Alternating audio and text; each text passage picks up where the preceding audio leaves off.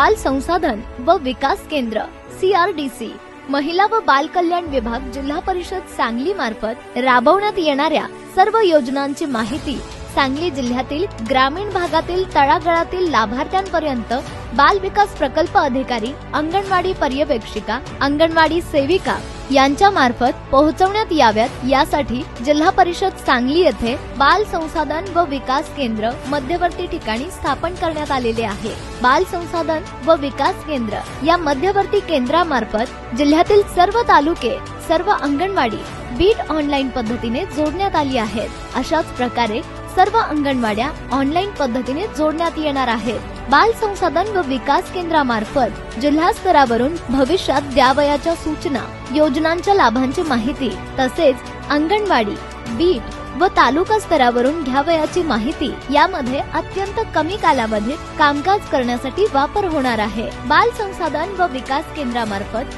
जिल्हा स्तरावरून सर्व सेविका, बाल विकास प्रकल्प अधिकारी यांच्या मार्फत एकाच वेळी सूचना देणे व अहवाल प्राप्त करून घेणे सदर केंद्रामार्फत सुलभ होणार आहे। तसेच प्रत्येक स्तरावरील कामकाजावर एका ठिकाणावरून संनियंत्रण करण्यामध्ये सुलभता येणार आहे।